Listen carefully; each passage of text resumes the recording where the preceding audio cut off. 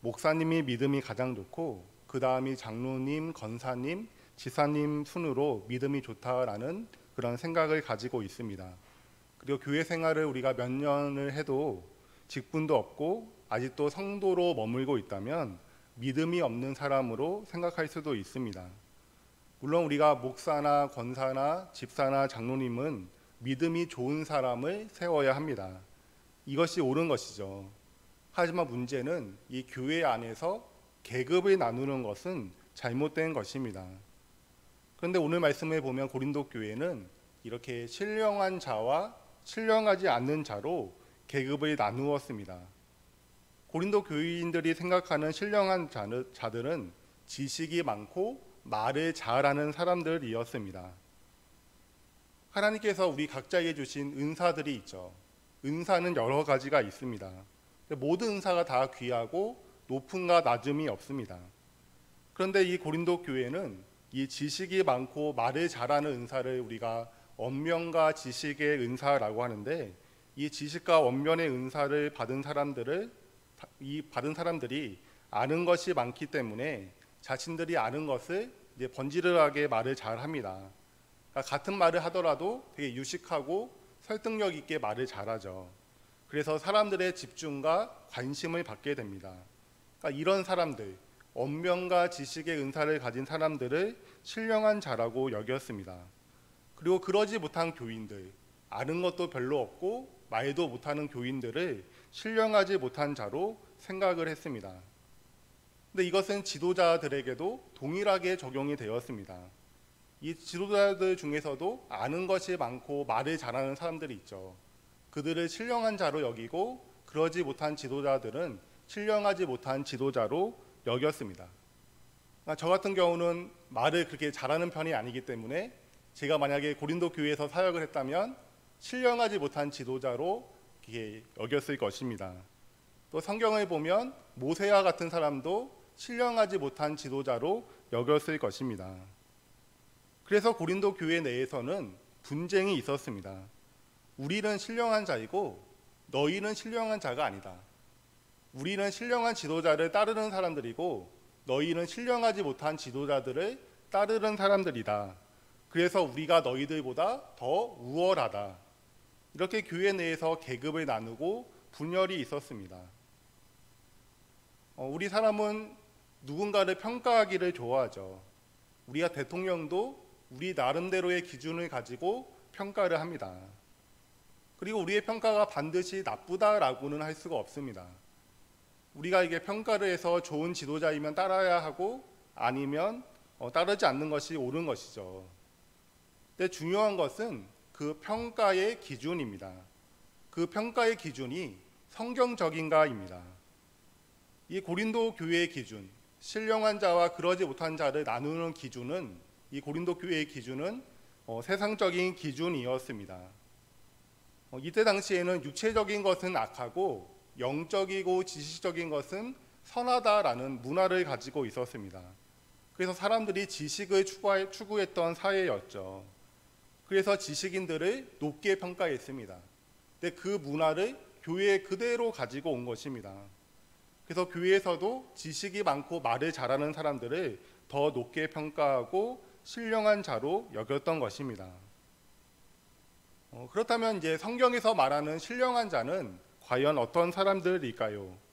우리가 고린도전서 2장 10절을 한번 함께 읽겠습니다. 고린도전서 2장 10절입니다. 네, 우리 함께 읽겠습니다. 시작.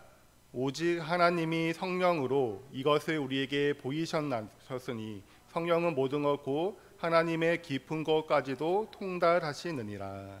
아멘. 그러니까 성경에서 말하는 신령한 자는 성령님이 그 안에 있는 사람을 말합니다. 왜 신령한 사람이냐면 성령님이 하나님의 깊은 것까지도 통달하시기 때문이죠. 그래서 성령님을 통해서 하나님의 마음을 닮아가고 알아가기 때문에, 그렇기 때문에 성령님이 그 사람 안에 있는 사람이 신령한 사람입니다. 그러니까 저와 여러분 그리고 예수님을 믿는 모든 사람이 다 신령한 사람입니다. 어느 특별한 사람만 신령한 사람이 아니라 예수님을 믿는 저와 여러분 모든 사람이 다 신령한 사람인 것입니다. 그러니까 세상의 기준은 눈에 보이는 겉모습이죠. 얼마나 많은 지식을 가지고 있느냐, 얼마나 말을 잘하느냐입니다. 어쩌면 한국 교회는 그동안 이 세상적으로 얼마나 성공했느냐, 자녀들이 얼마나 잘 되었느냐, 얼마나 일이 술술 풀리고 얼마나 돈을 가지고 있느냐, 그 기준을 가지고 믿음이 좋고 하나님께 복을 받았다라고 여겼습니다. 제가 이제 어렸을 때부터 대학생 때까지 다녔던 교회에서 있었던 일입니다. 저보다 한 4살, 5살 어린 한 아이가 이제 수능을 잘 봐서 좋은 대학교에 들어가게 되었어요. 근데 이 아이는 이제 고등학생에 올라가서부터는 교회에 나오지 않았습니다. 공부를 잘해야 한다는 이유로 이제 어쩌다 교회 한두 번 나왔지 거의 교회에 나오지 않았습니다. 근데 좋은 교회에 갔다고 우리 어른들이 하나님께 복을 받았다라는 그런 이야기를 제가 듣게 되었습니다. 근데 그때 저는 그냥 속으로 어떻게 그게 하나님께 복을 받은 것인가 이런 마음이 들었습니다.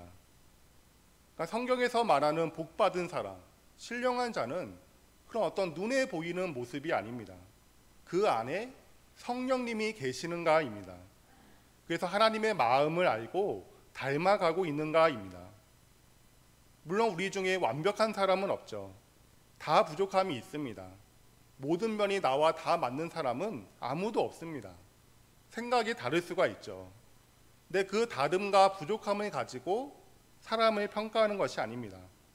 그 사람에게 성령님이 계셔서 하나님의 마음을 알아가고 닮아가고 있는가, 그렇게 살려고 부족하지만 부단히 노력하고 있는가, 그 마음의 태도와 삶의 방향이 중요합니다. 사랑하는 성도 여러분, 여러분은 예수님을 믿고 계십니까? 예수님께서 나의 죄를 위해서 죽으시고 3일 만에 부활하신 나의 유일한 구원자이고 주인이심을 여러분은 믿고 계십니까? 그렇다면 여러분 안에는 성령님이 계십니다. 그리고 여러분들은 이미 신령한 자들입니다. 우리는 이 신령한 자로서 이제는 합당하게 살아가야 합니다. 하나님의 마음을 알아가고 닮아가야 하는 것이죠.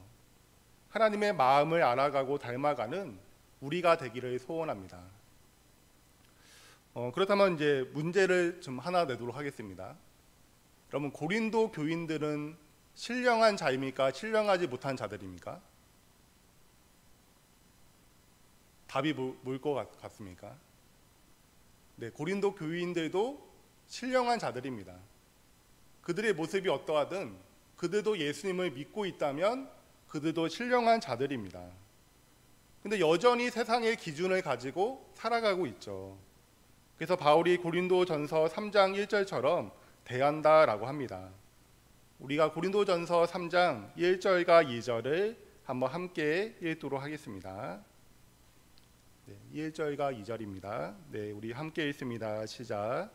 형제들아, 내가 신령한 자들을 대함과 같이 너희에게 말할 수 없어서 육신에 속한 자 곧 그리스도 안에서 어린 아이들을 대함과 같이 하노라. 내가 너희를 젖으로 먹이고 밥으로 아니하였노니 이는 너희가 감당하지 못하였음이거니와 지금도 못하리라. 고린도 교인들도 이미 신령한 자들이었지만 세상의 기준으로 살아가고 있었습니다.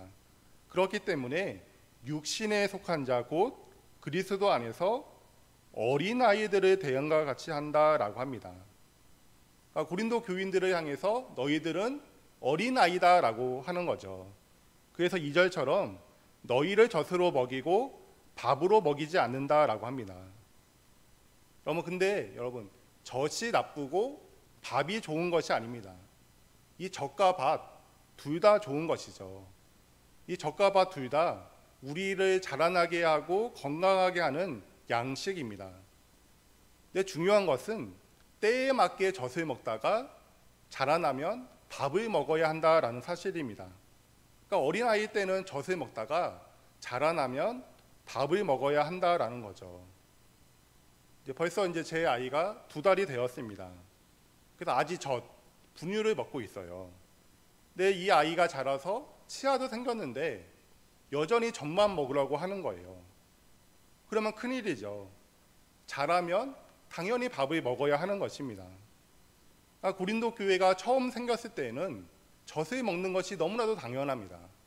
왜냐하면 어린아이의 신앙을 가지고 있기 때문이죠. 그런데 시간이 지나도 영적인 성장이 없는 것입니다. 아직도 영적으로 어린아이인 것입니다.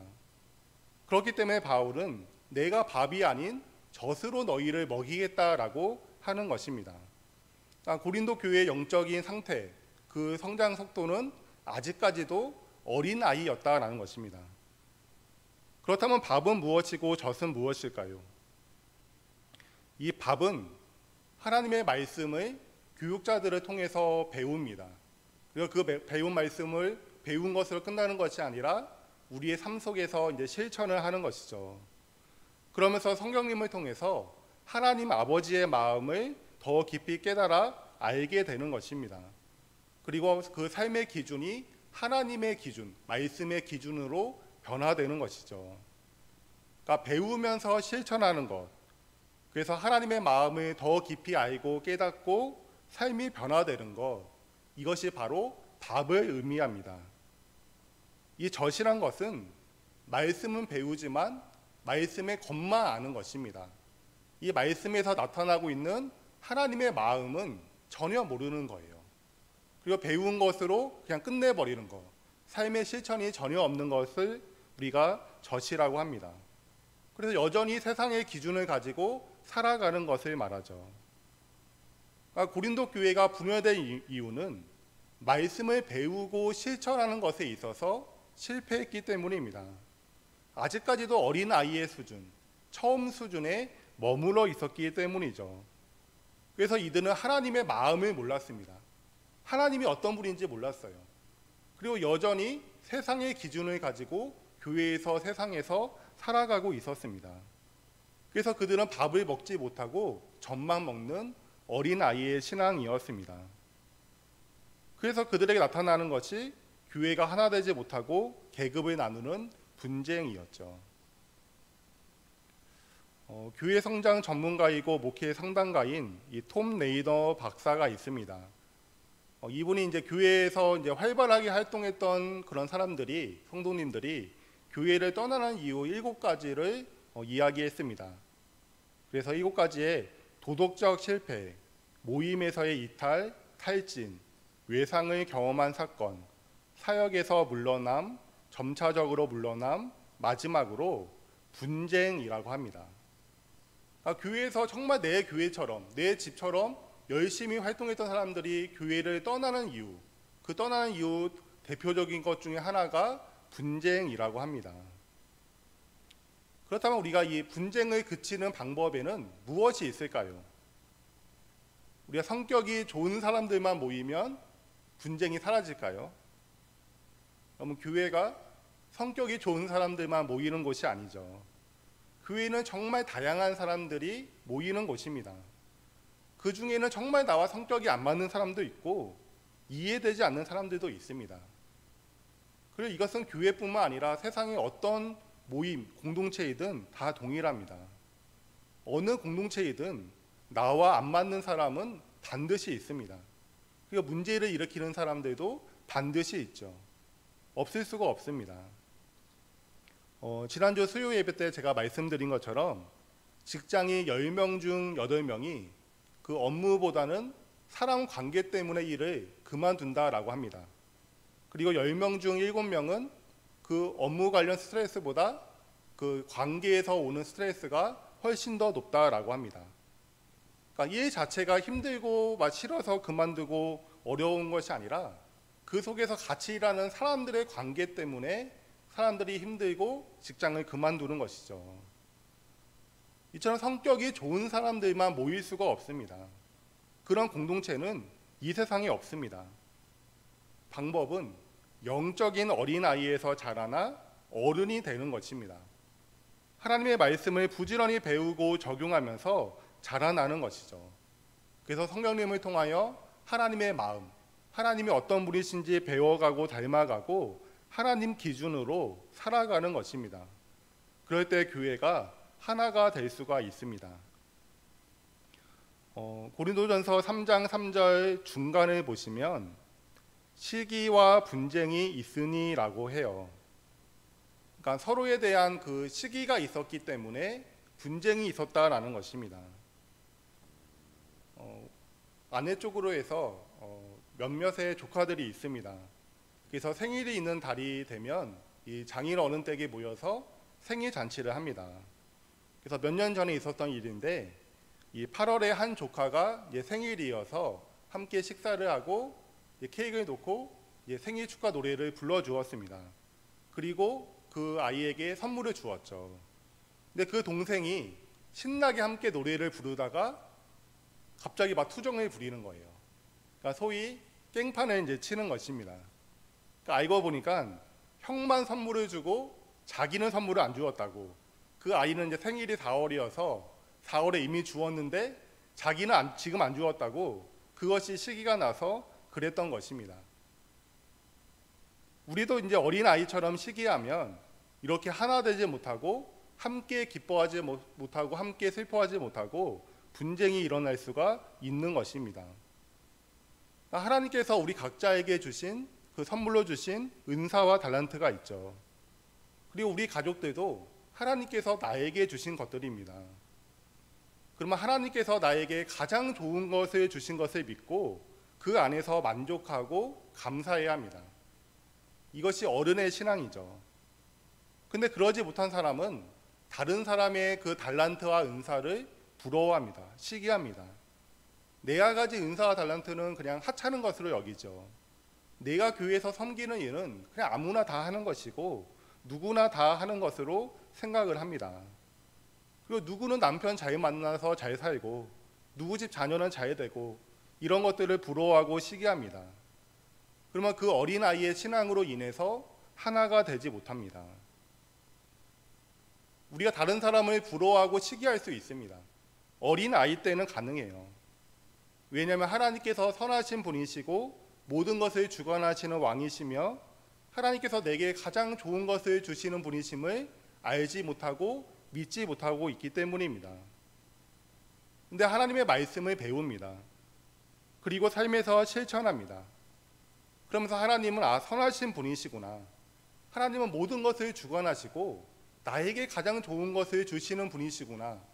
사랑과 은혜의 하나님, 신실하시고 다스리시는 그 하나님에 대해서 우리가 배웁니다. 그 나의 삶 속에서 하나님을 인정하는 삶을 우리가 살아가게 됩니다.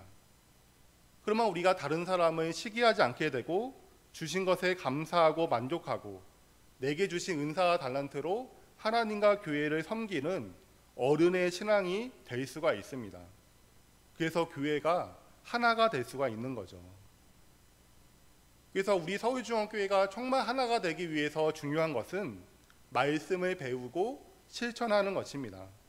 그래서 영적인 어린아이에서 어른으로 자라나는 것이죠. 말씀을 배우고 실천하는 것에 힘쓰는 우리 성도님들이 되기를 소원합니다. 무엇보다 그 배우고 실천하는 가운데서 우리가 성령님을 통하여 하나님 아버지의 마음을 알아가고 주님을 닮아가는 우리가 되기를 소원합니다. 그래서 우리의 생각의 기준이 세상의 기준에서 하나님의 기준으로 바꾸기를 소원합니다. 5절부터 9절까지는 이 바울이 아볼로라는 사역자와 자신을 이제 비교해서 이야기를 합니다. 바울이 이제 그랬던 이유는 아볼로와 자신의 그 은사가 너무나도 달랐기 때문이죠. 먼저는 아볼로는 구약에 대해서 굉장히 능통했던 사람입니다. 그리고 무엇보다도 이 사람의 은사는 말을 굉장히 기가 막히게 잘한다라는 것이었습니다. 그래서 유대인들이 구약을 굉장히 잘 아는데 그 구약을 가지고 유대인들을 전도할 만큼 구약에 대해서 잘 알고 말을 잘했던 사람입니다. 근데 바울은 그러지 못했습니다. 그 바울의 대적자들이 바울에 대해서 비아냥거릴 때 몸이 약하고 말을 시원하게 하지 못한다, 말을 잘하지 못한다라고 했습니다. 그런데 우리가 알다시피 바울은 이 복음 전도의 열정이 대단했던 사람이죠. 그리고 성경과 예수님에 대해서 누구보다도 잘 알던 사람입니다. 그러니까 고린도 교회는 말을 잘하는 아볼로가 신령한 사람이다. 아니면 복음 전도를 열심히 하고 예수님에 대해서 잘 아는 바울이 신령한 사람이다. 이렇게 사역자들을 평가를 했습니다. 그리고 그들이 허락한 것은 아니지만 그들의 이름을 걸고 바울파, 아볼로파 이렇게 파들을 만들었습니다. 그래서 아볼로가 신령한 사람이니까 그 아볼로파에 속한 우리들이 신령한 사람이다. 아니다. 바울이 신령한 사람이니까 바울파에 속한 우리가 신령한 사람이다. 이렇게 나눠져서 분쟁이 있었던 것입니다. 근데 이에 대해 바울이 고린도 교회에 가르침을 줍니다. 우리가 고린도전서 3장 5절에서 7절까지를 한번 함께 읽도록 하겠습니다. 네, 고린도전서 3장 5절에서 7절입니다. 네, 우리 함께 읽겠습니다. 시작. 그런즉 아볼로는 무엇이며 바울은 무엇이냐? 그들은 주께서 각각 주신 대로 너희로 하여금 믿게 한 사역자들이니라. 나는 심었고 아볼로는 물을 주었으되 오직 하나님께서 자라나게 하셨나니 그런즉 심는 이나 물 주는 이는 아무것도 아니로되 오직 자라나게 하시는 이는 하나님뿐이니라. 아멘. 5절 중간에 보시면 그들은 주께서 각각 주신 대로라고 합니다. 그러니까 하나님께서 사역자들마다 각각 주신 은사가 있다라는 거죠. 그 은사를 따라 6절에 바울은 심었고 아볼로는 물을 주었다라고 합니다. 그러니까 바울은 복음에 대한 열정이 있고 예수님에 대해서 잘 알았기 때문에 그 씨앗을 뿌리는 교회를 개척하는 그 일을 감당했던 것입니다. 그리고 이 아볼로는 구약에 대해서 잘 알고 말을 잘하고 가르치는 것을 잘했기 때문에 주신 은사를 따라 물을 주는 사역, 자라나게 하는 사역을 했던 것입니다. 그러니까 이들은 서로 시기하고 분쟁했던 것이 아니라 하나님께서 주신 은사를 따라 그냥 각각 교회를 섬기고 있었던 것입니다. 그러니까 바울과 아볼로 사이에는 시기가 없었고 분쟁이 없었고 이들은 하나였습니다. 근데 이 부분에서 가장 중요한 것은 누가 자라나게 하시는가입니다. 여러분, 누가 자라나게 하신다라고 합니까?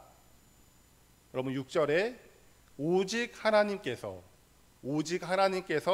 자라나게 하셨나니, 7절에서도 오직 자라나게 하시는 이는 하나님뿐이니라 라고 합니다. 그러니까 하나님만이, 오직 하나님만이 자라나게 하신다라고 합니다. 바울이 열심히 씨를 뿌리고 아볼로가 열심히 물을 주었지만 자라나게 하시는 분은 오직 하나님 한 분이다라고 합니다. 그러기에 우리에게 중요한 것은 하나님께 초점을 맞추는 것입니다. 하나님의 말씀에 초점을 맞추고 그 말씀에 따라 살아가는 것이죠. 그럴 때 하나님께서 우리를 자라나게 하십니다. 어린 아이의 신앙에서 어른의 신앙으로 자라나게 하시죠. 사랑하는 성도 여러분, 우리가 예수님을 처음 믿을 때와 한번 지금 현재 여러분들을 한번 비교해서 생각해 보시기를 바랍니다. 과거에 비해 여러분들은 얼마나 하나님의 마음을 알고 계십니까? 과거에 비해 얼마나 하나님을 알아가고 있고 그분을 의지하고 있고 신뢰하고 계십니까? 그리고 요즘 여러분이 누리고 계시는 하나님은 어떤 분이십니까? 과거나 지금이나 내가 교회에서 열심히 활동하지만 여전히 나는 하나님의 마음을 잘 모르겠고 하나님을 의지하고 신뢰하는 것이 없다면 우리는 여전히 어린 아이의 신앙입니다. 그리고 요즘 내가 정말 알고 있고 누리고 있고 기뻐하고 있는 하나님이 없다면 우리의 신앙은 정체되어 있는 것입니다. 자라나야 합니다. 말씀을 부지런히 읽고 듣고 배우고 우리의 삶에 실천함으로써 하나님을 알아가야 합니다. 하나님의 마음을 배워가야 하죠. 그래서 조금씩 어른의 신앙으로 자라나야 합니다. 말씀을 부지런히 읽고 배우고 또한 순종하는 우리가 되기를 소원합니다. 그래서 하나님을 풍성히 알아가고 하나님의 마음을 품고 살아가는 어른의 신앙으로 자라나기를 예수님의 이름으로 소원합니다.